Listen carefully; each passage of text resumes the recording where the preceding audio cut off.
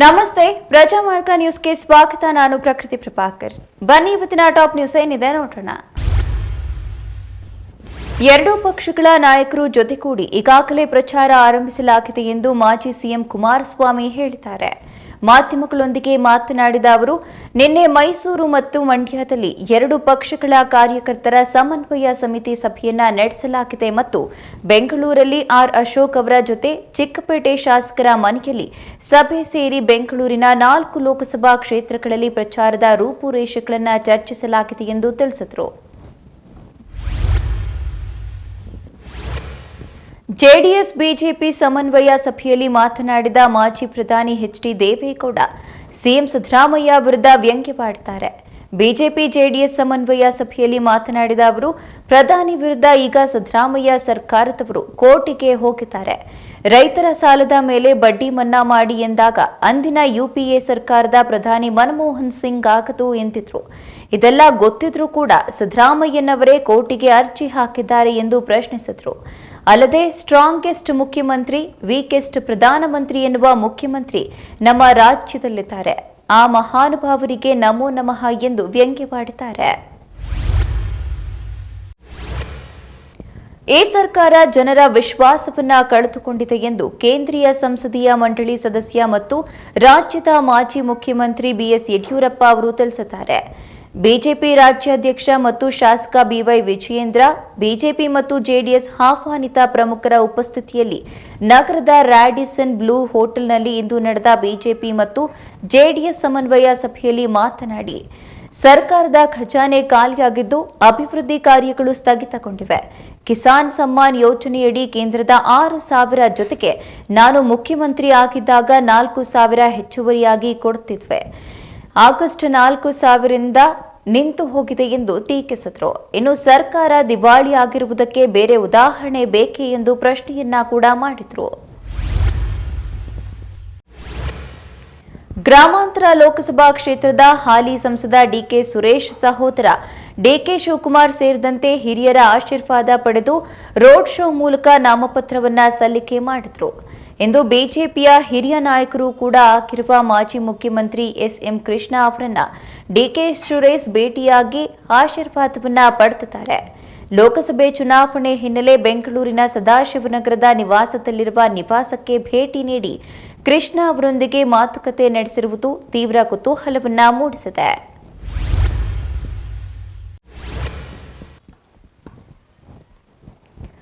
ಮಂಡ್ಯ ಲೋಕಸಭೆ ಕ್ಷೇತ್ರದ ಕಾಂಗ್ರೆಸ್ ಅಭ್ಯರ್ಥಿ ವೆಂಕಟರಮಣ ಗೌಡ ಅವರಿಗೆ ಕೆಪಿಸಿಸಿ ಅಧ್ಯಕ್ಷರೂ ಆದ ಡಿಸಿಎಂ ಡಿಕೆ ಶಿವಕುಮಾರ್ ಅವರು ಬಿ ಫಾರಂ ವಿತರಿಸಿದರು.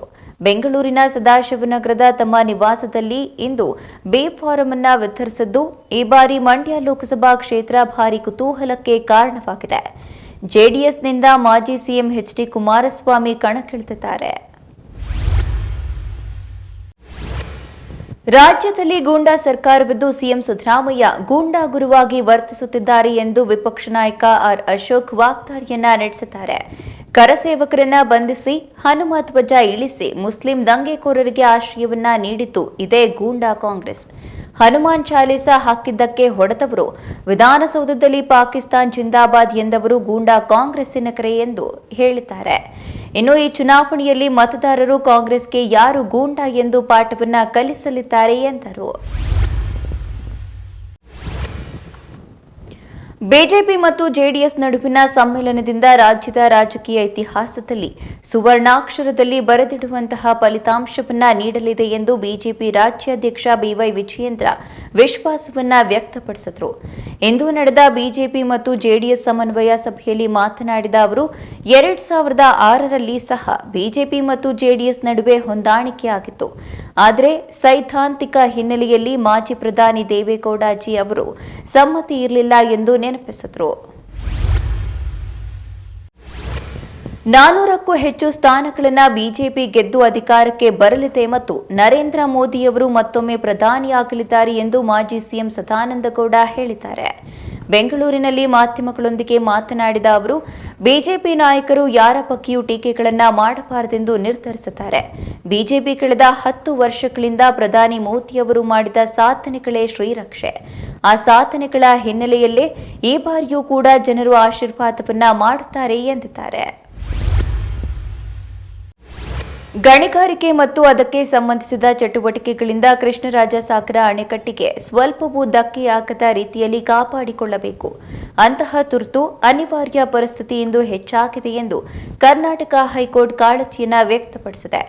ಕಳೆದ ಜನವರಿ ತಿಂಗಳಲ್ಲಿ ಕೆಆರ್ಎಸ್ ಅಣೆಕಟ್ಟಿನ 20 ಕಿಲೋಮೀಟರ್ ಸುತ್ತಳತೆಯ ವ್ಯಾಪ್ತಿ ಪ್ರದೇಶದಲ್ಲಿ ಗಣಿಗಾರಿಕೆ ಮತ್ತು ಅದಕ್ಕೆ ಸಂಬಂಧಿಸಿದ ಚಟುವಟಿಕೆ ನಡೆಸದಂತೆ ನಿಷೇಧವನ್ನ ಹೇರಿ ಕರ್ನಾಟಕ ಹೈಕೋರ್ಟ್ ತೀರ್ಪನ್ನ ನೀಡಿತು. ದೊಡ್ಮನೆ 3ನೇ ತಲೆಮಾರು ಯುವರಾಜ್ ಕುಮಾರ್ ಬೆಳ್ಳಿತೆರೆಗೆ ಎಂಟ್ರಿ ಕೊಟ್ಟಿದ್ದಾರೆ. ಇಂದು ಯುವರಾಜ್ ಕುಮಾರ್ ಚೊಚ್ಚಲ ಪ್ರಯತ್ನ ದರ್ಶನವಾಗಿದ್ದು, ದೊಡ್ಮನೆಯ ಕೂಸಿನ ಮೊದಲ ಕನಸಿಗೆ ದೊಡ್ಡ ಹೈಪ್ ಸಿಕ್ಕಿದೆ. ಇನ್ನು ಅದ್ದೂರಿಯಾಗಿ ಅಣ್ಣವರ ಮೊಮ್ಮಗನನ್ನ ಅಭಿಮಾನಿಗಳು ಸ್ವಾಗತಿಸಿದ್ದು, ಈಗಾಗಲೇ ಟ್ರೈಲರ್ ಹಾಗೂ ಹಾಡುಗಳಿಂದ ಗಮನ ಸೆಳೆದಿರುವ ಯುವ ಸಿನಿಮಾ ಅಭಿಮಾನಿಗಳಿಂದ ಅದ್ಭುತ ರೆಸ್ಪಾನ್ಸ್ ಅನ್ನ ಪಡೆದುಕೊಳ್ಳುತ್ತಿದೆ. ಇದೆಷ್ಟು ಈ ದಿನದ ಟಾಪ್ ನ್ಯೂಸ್. ವಿನೂತನ ಸುದ್ದಿಗಾಗಿ ನೋಡ್ತಾ ಇರಿ ಪ್ರಜಾಮಾರ್ಗ ನ್ಯೂಸ್. ಇದು ಜನಸಾಮಾನ್ಯರ ಧ್ವನಿ.